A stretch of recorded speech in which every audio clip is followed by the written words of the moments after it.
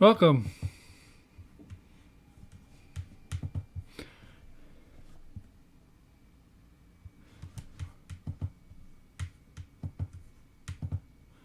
Welcome everybody.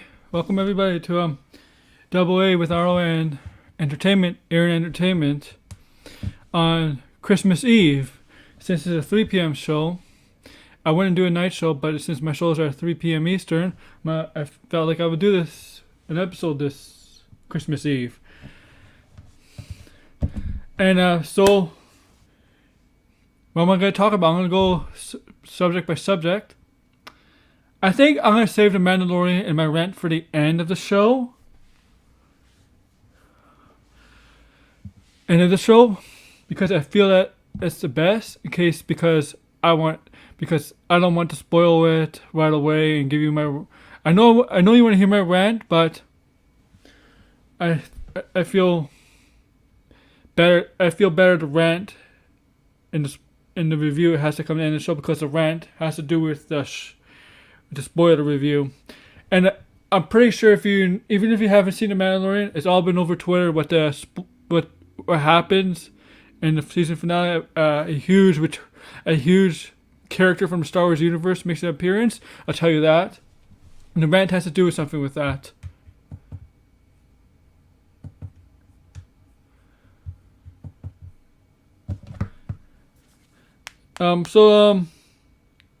As you know, let's go start one of my topics.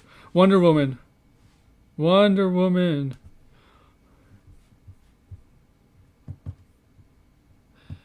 Has been out in theaters in international markets. It comes out in Canada. And the US tomorrow. US is going to be in select theaters, wherever theaters are open. And HBO Max, which we don't get in Canada, right?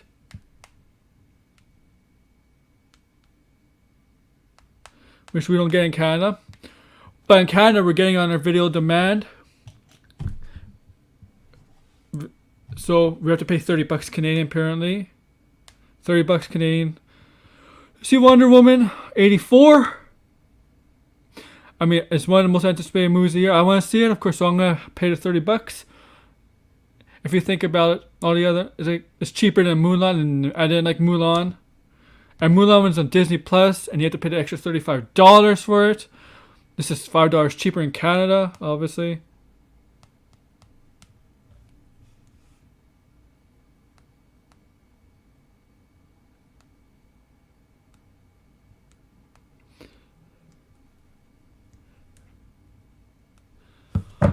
But so from what I heard, from what I'm read, the reviews are doing well. The reviews are good.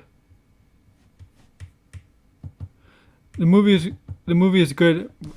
It's a different take from the movie 2.5 years ago, Wonder Woman, the first movie.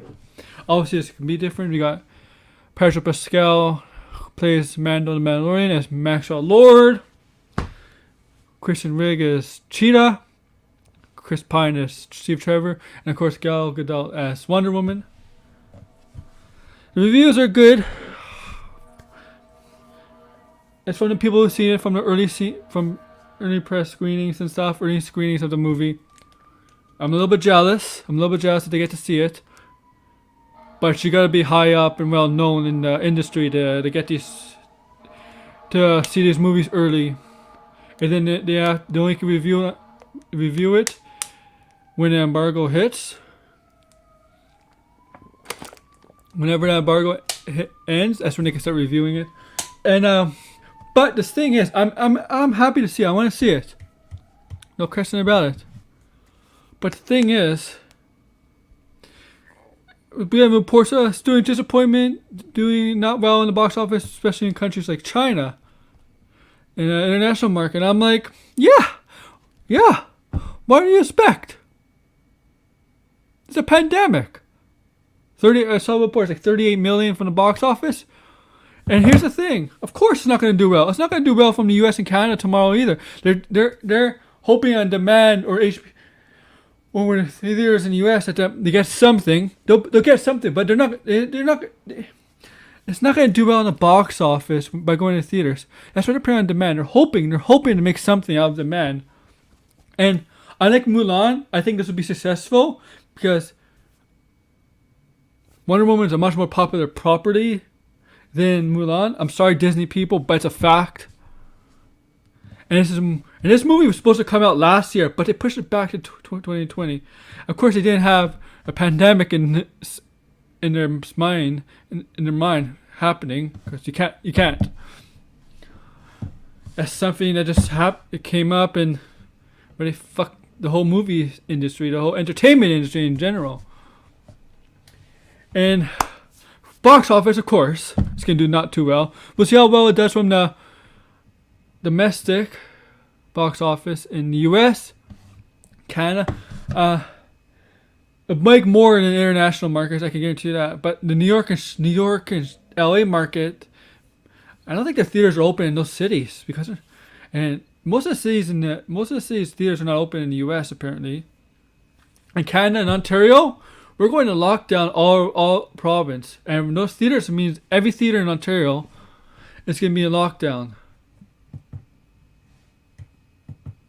Every theater is going to be in lockdown.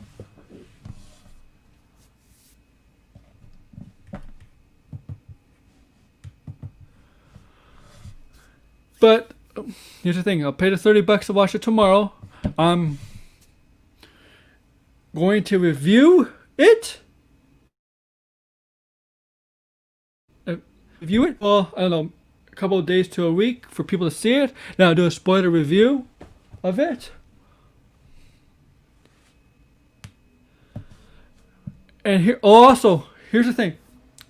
This is the issue with Warner Brothers right now, right? A lot of people are not happy with Warner Brothers. The directors of Warner Brothers announced that all their movies are gonna be on HBO Max, right?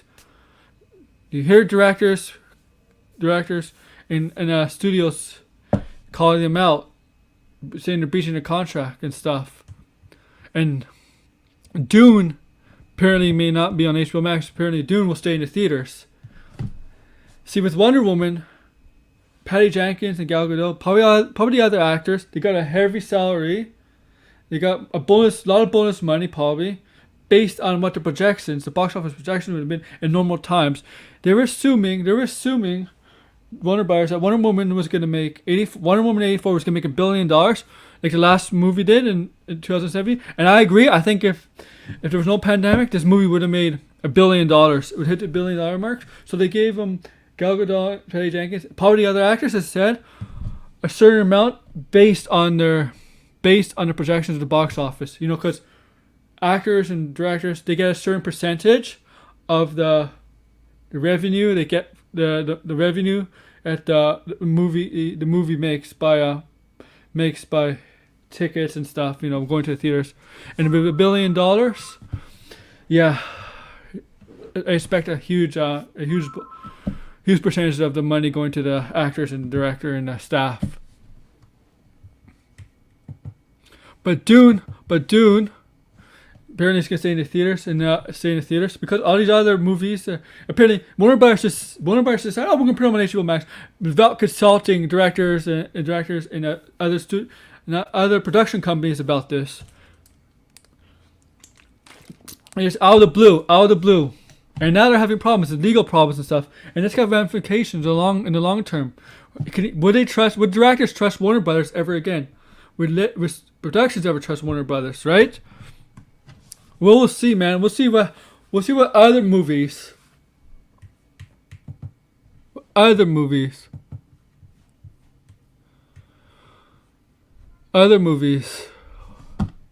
Warner Brothers licensed movies, what they're gonna do.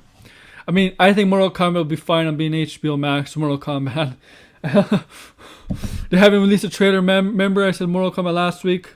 It was originally supposed to come out next month. They moved to March, and I was suspicious that it was in December. This is before they moved it to March, and it was a month away to January. I was suspicious. They haven't released a trailer yet. Maybe it's not going to be good. Maybe they're afraid. They moved to March, so I expect them to release a trailer now for Mortal Kombat. There's a lot of properties, and Warner Brothers is a shady. There's a lot of fishy stuff going on in that company, and with Not this is the movie's going to HBO Max with the Ray Fisher stuff, or Justice League set, with Josh Whedon.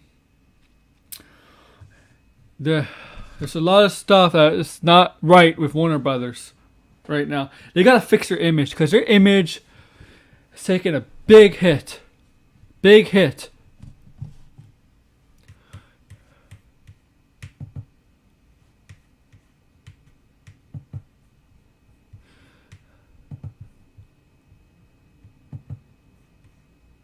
Huge hit, guys. Huge. They gotta do whatever it takes to fix their image.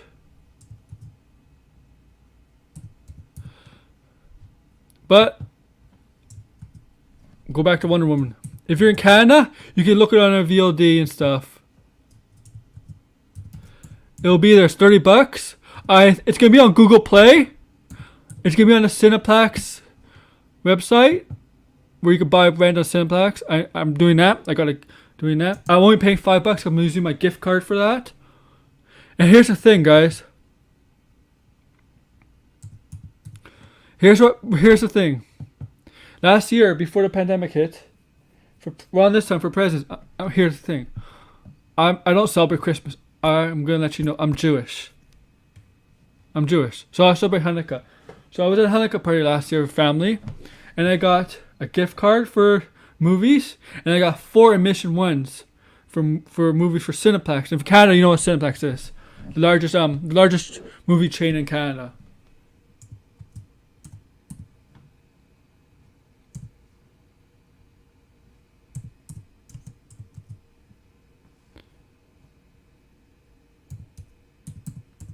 So, gift card for $25 and 4 general admissions to get into the theater. So I don't have to pay to get into the theaters. Basically, with those general admissions, right? Because they're already paid for.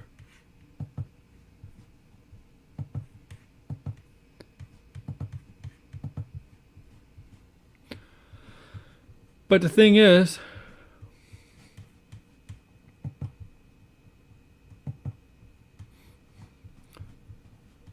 I couldn't use them, right, guys? I couldn't use them.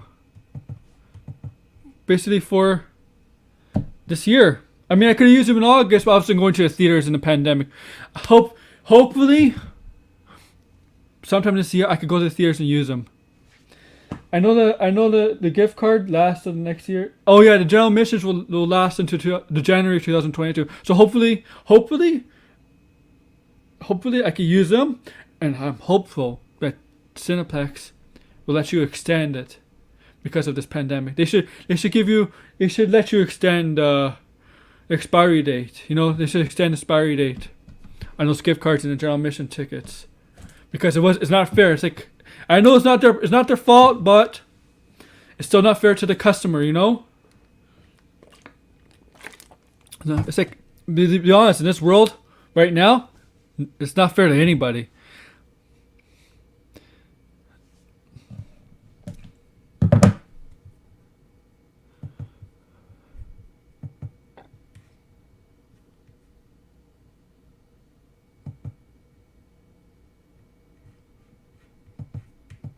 But yeah, guys, so check out Wonder Woman, guys. I think it's gonna be a good movie. Wonder Woman 84, from the reviews, I hear it's very good. And you know how hard it is for sequels to be very good, right? I wonder what it leads to in the future, right? Because Warner Brothers, the DCEU, has their plans. With Flashpoint, the Flashpoint, The Rock and Black Adam, Dwayne Johnson, Black Adam, Suicide Squad, coming out on HBO Max. Right? The Batman, but that's coming out in 2022, so I'm not worried about that. That's March 2022.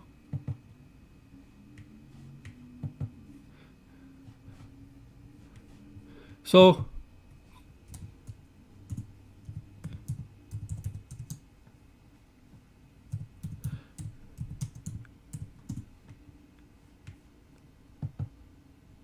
check out this movie, guys.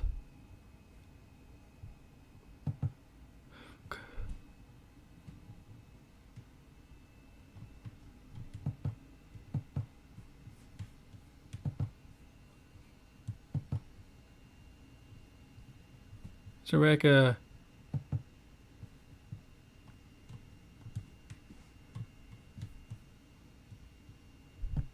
I'm searching up something. Shit. Something.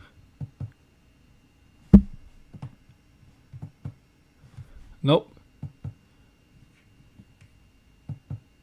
Nope.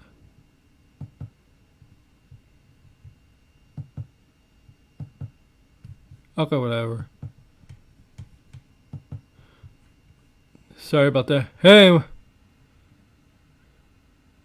Oh, so my friend. Here. It's gonna be the end of the show. I suggest you don't listen to this when I spoil it.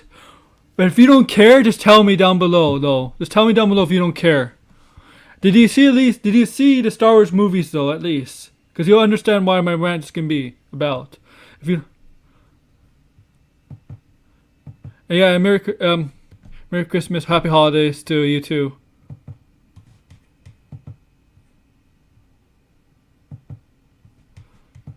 So yeah, just tell me if you don't care. Okay, if you do care, don't listen to me when I spoil it. Alright, but if you at least seen the movies, the episode 7, 8, 9, the ones that came out this past 5 years, then you'll understand my rant because it kind of will refer to the Mandalorian, connecting to the movies, the sequel movies.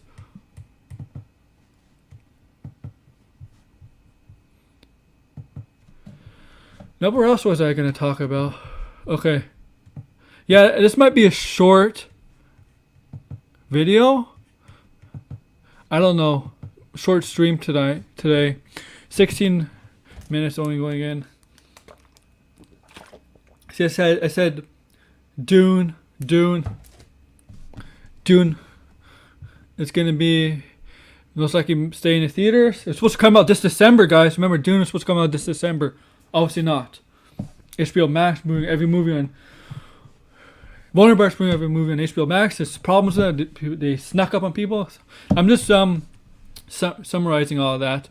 Now let's go to some other news. It has to do with Warner Brothers, but it's gonna be on HBO Max and Snack theaters too. But Justice League Snyder Cut, right? Justice League. This is the version that Zack Snyder was going to make before he had to step away to deal with his daughter and other personal stuff. And then Warner Brothers wanted Josh Whedon to finish Justice League. They rushed it and it wasn't very well received. The movie wasn't very good. And you know the issues behind the set. With the Justice League that came out in 2017. But, as I said last week, it looks like we have a date for the Zack Snyder Justice League Snyder Cut. Last week I said it was coming out in March. It seems to be coming in March. Zack Snyder confirmed it was coming out in March, but he said no exact date. He didn't say exact day, which day of March is coming out. And apparently the rumor is, maybe it's confirmed, I'm not 100% sure. I'll get back to you on that. Maybe next week. But 25th of March. Now, if I'm correct, I'm not sure. I know Batman vs. Superman and Dawn of Justice came out in March in 2016. But it might have been on the same date. It's this rumored date for Justice League Snyder Cut. Batman vs. Superman might have came out on the 25th. I know it came out in March. And I think I'm the same month as Captain America Civil War. That was just a good movie too, but I consider Captain America Civil War an Avengers movie.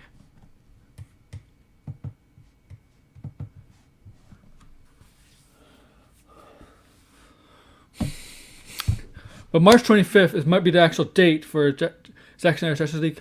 And from the trailers, I could tell you from the trailers. I know trailers you can't really tell. You can't really go by the trailers. Don't judge a book by its cover. In this case, we're judging a book by its cover, right? I'm judging a book by its cover from the trailers. It looks like it's gonna be better than Joss Whedon's Justice League, the one that came out in 2017, and I hope it is much better.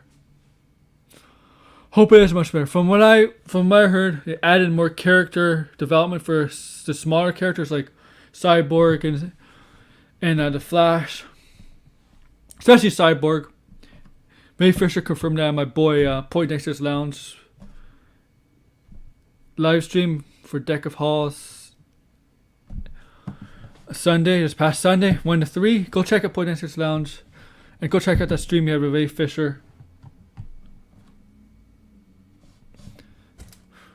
And that Cyborg has more scenes, football scenes, his origins and stuff, his transformation into Cyborg, from Victor Stone to Cyborg.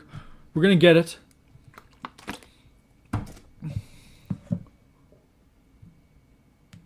I mean, the last reading was focusing on Batman and Wonder Woman and Superman. Okay. Will it be a good movie? I think it'll be a good movie.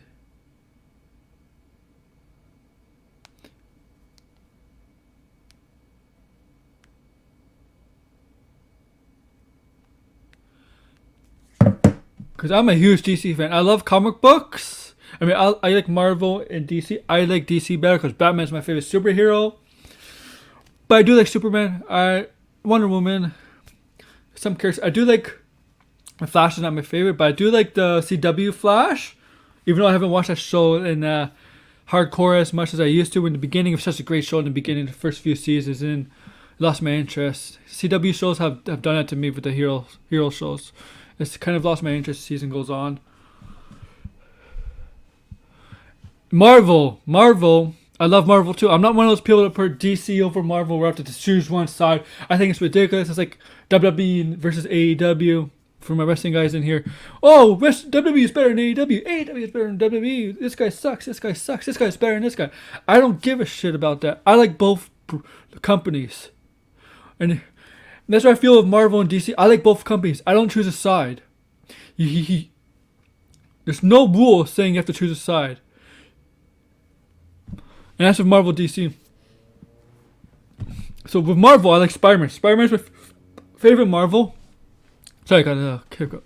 And I do like other characters in Marvel. I mean, I really dig Tony Stark's Iron Man. But Spider-Man's my favorite. I love the villains in Spider-Man. He's the best rogue gallery. But I have to say this, the Marvel makes the better movies right now. I'm not saying DC hasn't made bad movies. I mean, from the DCEU, not from the past movies. I mean, Dark Knight is my favorite comic book movie. I mean, I know it's a lot of people's favorite comic book movie, but it is mine. It is mine because it was perfect from the beginning to the start, in my opinion. Heath Ledger's Joker stole that movie.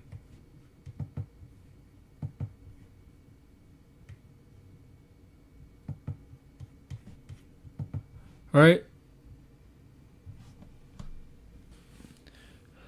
So, okay, let's get off the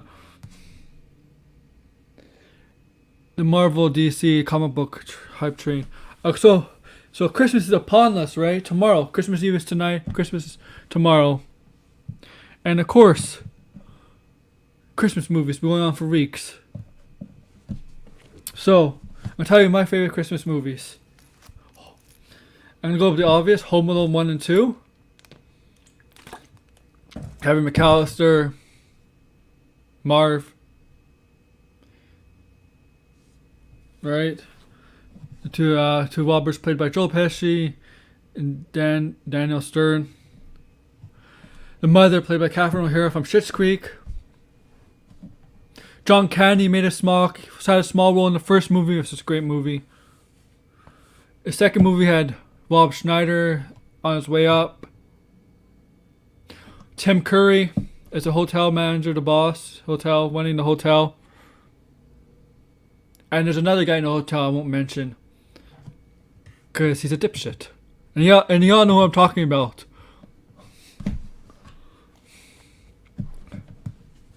But those are my two of my favorite Halloween movies. I mean, I watch Home Alone every time it's on Christmas. I watch Home Alone 1 and 2. And I agree, Kevin McAllister is a psychopath. Especially in number 2, in Home Alone 2. Huge psychopath. He electrocutes Marv, pushes her and Harry's head is on fire and stuff. He's a psychopath. Christopher Columbus. Not Christopher Columbus. Christopher. What's his name? I don't know. The directed one of the Harry Potter movies. And speaking of that, I was watching Harry Potter. In Canada, there's a Harry Potter marathon going on for the next 3 days. Started yesterday, Wednesday, Thursday, and Friday. Starts with the first movie, Philosopher's Stone or Sorcerer's Stone, where depending where you're from. The Chambers of Secrets. Prisoner of Azkaban. That was yesterday. Today was Goblet of Fire, Order of the Phoenix, and The Half-Blood Prince. And tomorrow's both Deathly Hollow movies, 1 and 2. Actually, I do like the Harry Potter movies. I haven't read the books. Actually, I read the first one, but the other two, the other 6 I have not read. But I do like the movies. But let's get back to the Christmas theme. So, here, Home Alone. Bad Santa's great. With Billy Bob Thornton. I'm not much of an Elf guy. I know people like Elf, but you know what? Will Ferrell is hit and miss with me in comedies. He's like Adam Sandler. He can have really good comedies and he can have really bad comedies. But I see Adam Sandler doing more serious roles. He's really good at serious roles, Adam Sandler. I like comedians when they do serious roles. Comedians do well in serious roles. There's just some reason why they do very well in serious roles, like Robin Williams. And I know getting off track or okay, Die Hard. I don't know. Yeah, I'll say Die Hard's a Christmas movie. It takes place around Die Hard, around Christmas. You know what's a Christmas movie? Nobody really talks about that much. Batman Returns.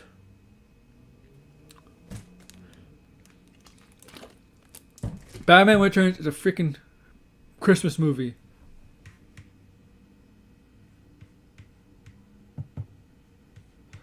It takes around Christmas. It doesn't take place always on Christmas Day, but it takes around Christmas. Here's the theme. It's about family in Batman Returns. Look, Penguin, his parents threw him away because of his deformity, right? He didn't have any family. His parents, he can't spend time with Christmas with his family. He wanted to be accepted. Of course, he was playing a ruse on citizens of Gotham. You steal the firstborns. You know the firstborn child. Remember, that was one of his plans. It was a Christmas themed movie, and Bruce Wayne spends Christmas alone. Just accept it's a Christmas themed movie, guys. And that's a game like Arkham Origins. Here's the thing with the Batman games: Asylum, Arkham City, Arkham Origins, and Arkham Knight. They all usually take place around holidays. Arkham Origins, the prequel to Arkham Asylum, takes place around Christmas. So I consider it a Christmas game.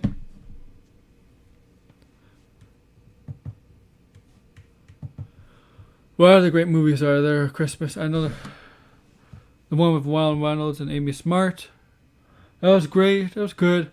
A lot of good Christmas movies. My favorite, Home Alone.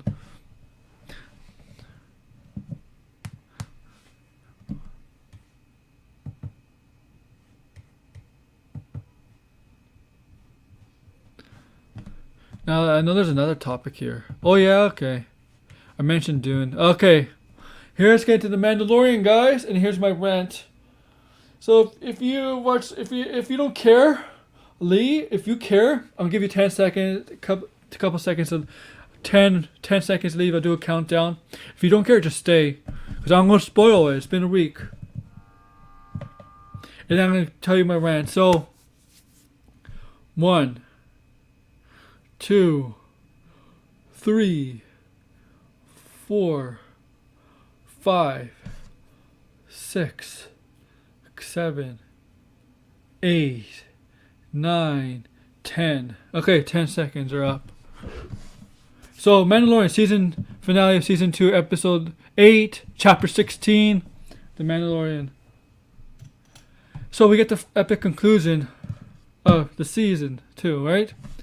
So we have Mando, Boba Fett arrive at a bar cantina where Bo-Katan and Sasha Banks' character is. Bo-Katan and Sasha Banks' character go up to Boba Fett and say, "You're not a man from Mandalore." And he's like, "I never said I was." I never said I was. And they don't like each other. You could tell from the start there's tension, especially Sasha Banks' character. They have a little skirmish, and that tornado DDT happens. Yeah, okay. So they all agree the plan was to go into the Star Destroyer to retrieve Baby Yoda, or Grogu is his name. They steal an Imperial ship. Not Imperial.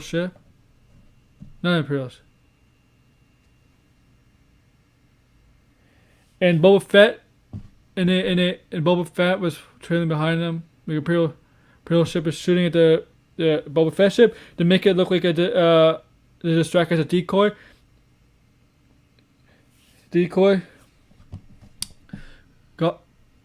Roth Gideon says, "Let them in." They arrive in, right? And then they start taking out the stormtroopers, Bo-Katan, all of them.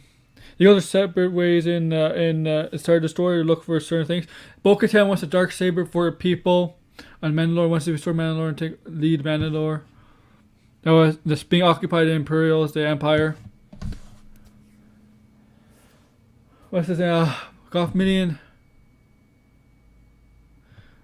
authorizes the Death Troopers, the robots, very almost indestructible robots, right? What happens is Mando managed to get to that where the Death Troopers are. It takes time for Death Troopers to get ready, to get energy in them, to get ready. Mando gets to the door where the Death Troopers are. There's about 30, something like that. Only one makes it out because he managed to hack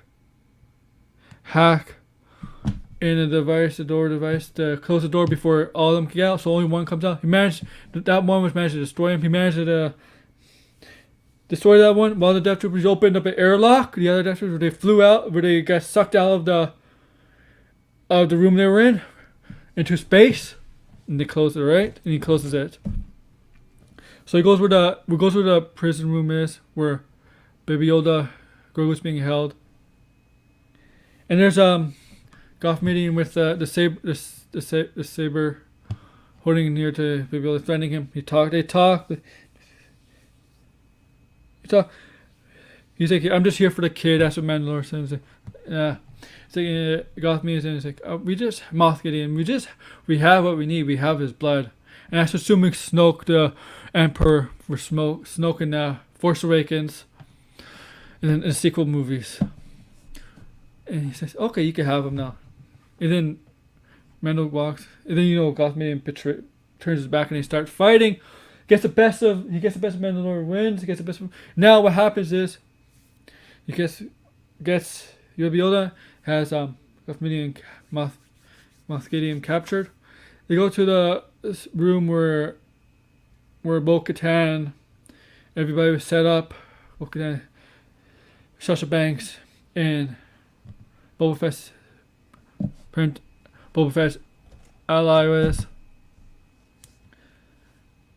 And Moff Gideon says, Moff Gideon is there with him, laughing, because since in the Mandalorian, right? In the Mandalorian lore, whoever beats the person with the Darksaber becomes the owner of Darksaber. And since Mando defeated Moff Gideon, he becomes the owner of the sword. But he doesn't want the sword, so he goes up to Bo-Katan, because Bo-Katan wanted that sword for his people to take the rightful place of Mandalore as their queen, whatever.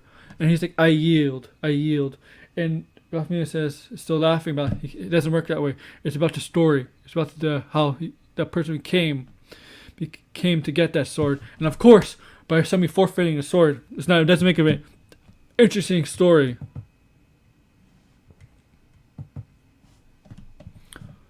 And then all of a sudden, the Death Troopers fly back, and the team looks like, oh no, we're in trouble, because they know they can't defeat the team. So some of them are making separate ways into the Star Destroyer. Then all of a sudden, a separate X-wing comes in, or a Y-wing, one of the ships comes in. But there's like, what? Only one? And if somebody comes out with a cloak, and usually people coming out with a cloak are Jedis. So this is a Jedi. All of a sudden, this person with his lightsaber starts slashing some Death Troopers, making his way to save Mandalorian and his team and his allies, to a point where there was an amazing scene where one of the Death Troopers he uses the Force just to crush the Death Trooper's body. Death Troopers are robots, they're basically a droid, so it's okay. It's crushing the droid with this hand of the Force. And then they climb up the elevator, goes up the elevator to that room where everybody's stuck. And it is revealed to be none other than Luke Skywalker. Because Luke Skywalker reveals himself to the team. He's here for Grogu, Baby Yoda, because Baby Yoda Grogu is a Jedi in training, an apprentice, a Padawan, as they call it. It's like Mando's like he doesn't. I don't know if he wants to go. It's like he wants an answer from you, and Grogu, and basically Luke picks about Grogu, and Luke look awesome on his way. They're touring up all these Death Troopers in, right? He looked great. So Grogu, and there's R2-D2 with them. So Luke picks up Grogu or Baby Yoda or whatever, takes him. He's gonna train him to become his apprentice. Yeah, we know what happens in the sequels. Is he one of the Jedi's in training that gets killed by Kylo Ren and the Knights of Ren? I don't know. Or to become a member of the Knights of Ren? I don't know. And that's pretty much the ending of season 2. We see Luke come back, and I'm gonna rant on this. It's not Luke come back. Okay. And then the end credit scenes, you see Boba Fett come back to the place where Jabba the Hutt used to run, and now the person that works for Jabba the Hutt in the Return of Jedi, that person, the white face that had a bump, kind of like a cone head, smushed cone head, and that thing around his neck was apparently the leader now. And then Boba Fett just basically took him out to become the leader of that. Leader now in charge of Boba Fett the Hutt, I guess. And that's going to lead to Book of Fett, a new series featuring Boba Fett. Not a movie, not a season 3 of Mando. It's going to be a new series.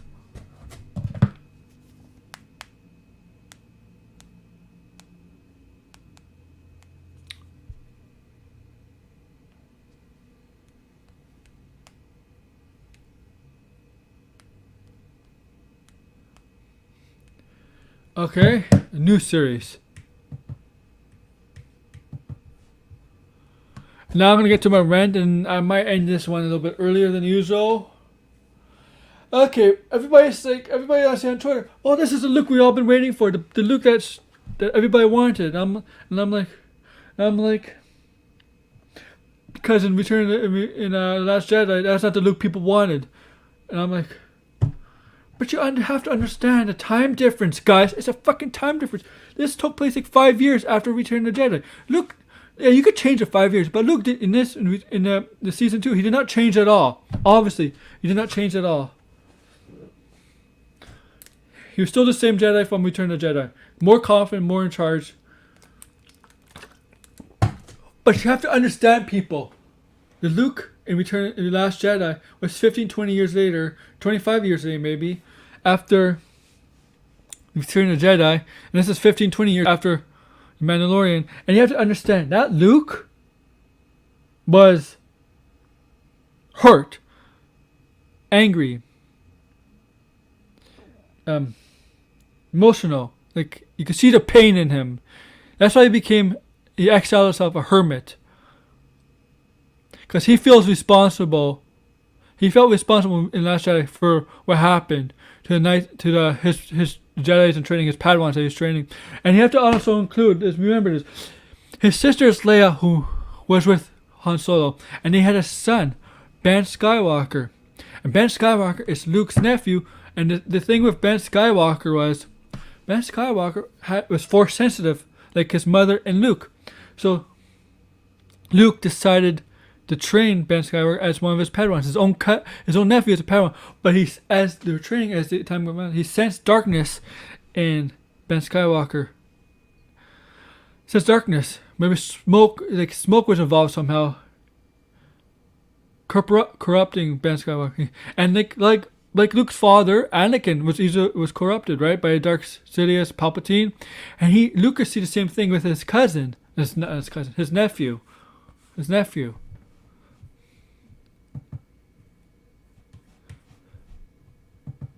With his nephew, guys. He was sensing the same thing, and he was going to kill him, but he didn't because it's his nephew. Like, remember? But what happened was, Ben caught him, and he managed to kill some of the Ben Skywalker managed to kill some of the Padawans and convert some of the Knights of Ren, becoming Kylo Ren, and Dabbledy got to Luke, and that's when Luke decided to become a hermit crab on his own island, away from the distractions of what's going on, because he felt responsible for Kylo Ren's emergence, because it's his own nephew. Even in Return of the Jedi, he even said before he passed away and stuff, when he managed to do that force stopping thing, when he was on the island on the rock meditating, to have his body like in a scene with him and Kylo Ren, he's like, I failed you, Kylo Ren, basically something like that. He feels responsible for Kylo Ren. He feels sorry for Ben Skywalker's emerges into Kylo Ren, and that hurt him. It's his own flesh and blood, his own nephew. And here's the thing about Jedis. Jedis are really, if you remember from the prequels, Jedis are not meant to fall in love. They're not meant to get married. They're not meant to have relations, because it leads to feelings, it leads to love, and that was Anakin's downfall. That led him to become Darth Vader. His love has anything to do for Padme, because he saw visions of his wife dying after giving birth, which actually happened, right? Padme died, giving birth to Luke and Leia, and you're not supposed to do it as a Jedi. You're not supposed to fall in love. You're not supposed to be with someone. It's like being a monk, kind of.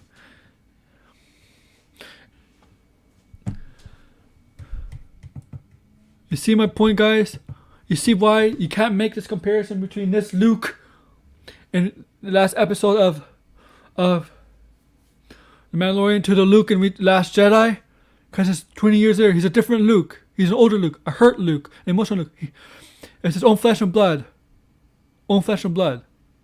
Someone he cared for. He failed. Not only failed his nephew, he kind of failed his sister.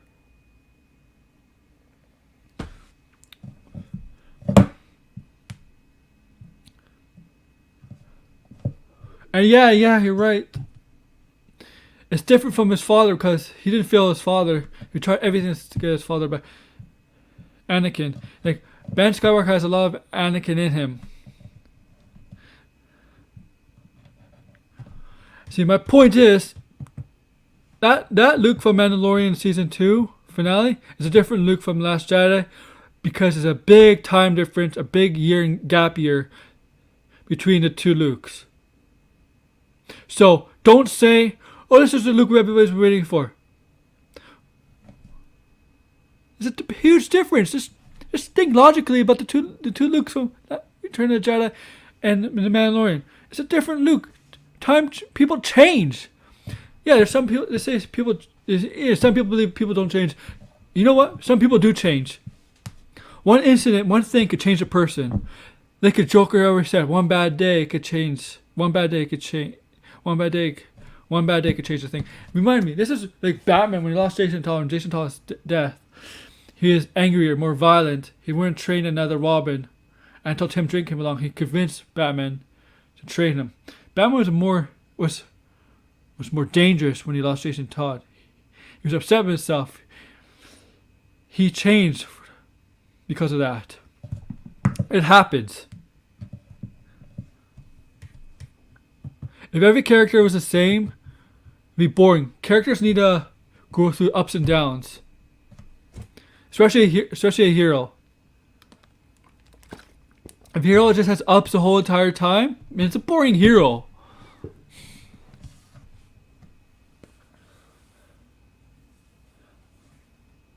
It's a fucking boring hero if the hero always has things go his way. Okay, that's my little rant on Star Wars. So I'm gonna end it here.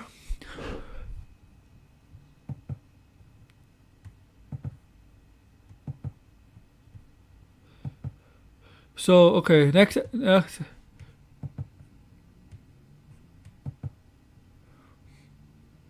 Okay, so I'm gonna end this episode here. It's only 45 minutes long. I'm okay with that.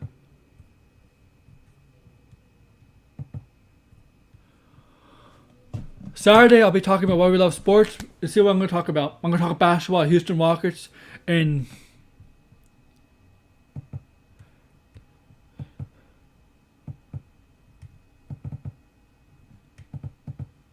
no. Sorry about that. And Houston Rockets and this freaking.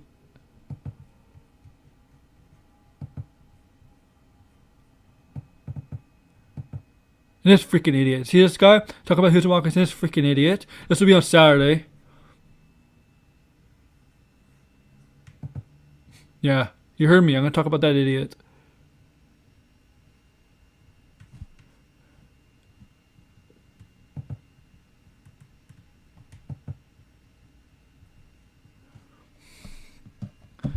I'm going to go over NFL week predictions, 16 week predictions, over the standings. I'm going to talk about NHL scheduling, and then we have a date set, January 13th.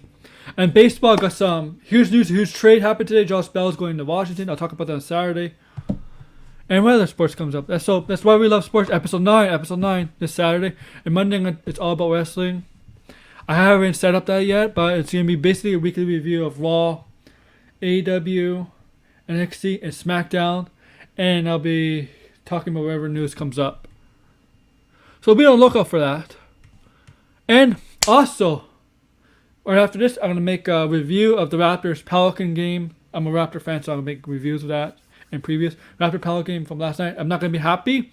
And I understand it's one game, but I'm going to still make a review about that. So, yeah, thank you all for listening. Have a Merry Christmas and Happy Holidays to all of you. So like, comment, subscribe, thumbs up down below. Thank you guys.